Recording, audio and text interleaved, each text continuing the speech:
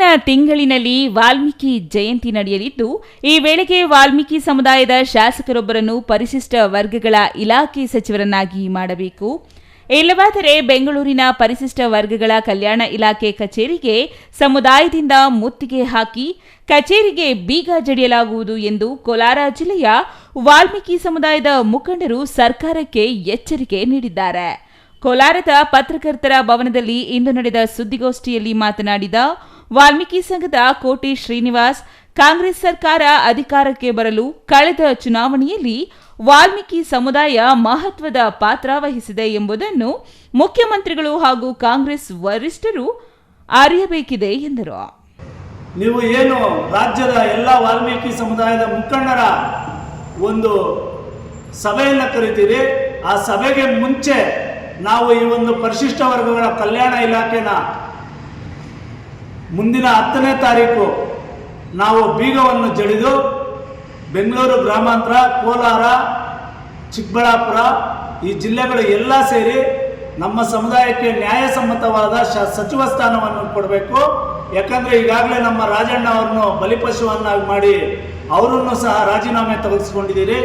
ಇದು ಅಮಾನವೀಯ. ಯಾಕಂದರೆ ನಾವು ಶೋಷಿತ ಸಮುದಾಯ, ಆದ್ದರಿಂದ ನೀವು ಹಿಂಗೆ ಮಾಡ್ತಾ ಇದ್ದೀರಿ ಅಂತ ನಾವು ಮನಗಾಣಬೇಕಾಗುತ್ತೆ. ಮುಂದೆ ಏನು BJP ಸರ್ಕಾರಕ್ಕೆ ಯಾವ ರೀತಿ ಉತ್ತರ ಕೊಟ್ವಿ, ಈ ರಾಜ್ಯದಲ್ಲಿ 130 ಸಮುದಾಯ ಎಷ್ಟು ನಿರ್ಣಾಯಕ ಪಾತ್ರ ವಹಿಸಿ ನಾವು ಈ ಒಂದು ಕರ್ನಾಟಕ ಸರ್ಕಾರ, ಕಾಂಗ್ರೆಸ್ ಸರ್ಕಾರ ಬರಲಿಕ್ಕೆ ನಾವು ಈ ಒಂದು ಪರಿಶಿಷ್ಟ ವಾಲ್ಮೀಕಿ ಸಮುದಾಯ ಕಾರಣರಾಗಿರ್ತೀವಿ.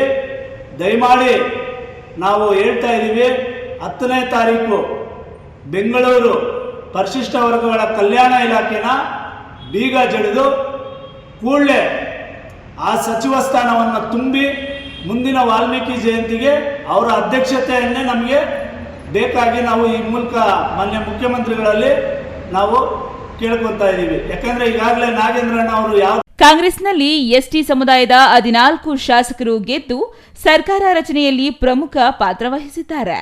ಸಿಎಂ ಸಿದ್ದರಾಮಯ್ಯ ಇತ್ತೀಚೆಗೆ ವಾಲ್ಮೀಕಿ ಸಮುದಾಯದ ಬಗ್ಗೆ ಅಸಡ್ಡೆ ತೋರುತ್ತಿದ್ದಾರೆ. ವಾಲ್ಮೀಕಿ ಸಮುದಾಯದ 2 ಸಚಿವರು ಯಾವುದೇ ತಪ್ಪು ಮಾಡದಿದ್ದರೂ ಭ್ರಷ್ಟಾಚಾರ, ನೆಪ ಹಾಗೂ ರಾಜಕೀಯ ಕಾರಣಗಳಿಂದ ರಾಜೀನಾಮೆ ಪಡೆಯಲಾಗಿದೆ.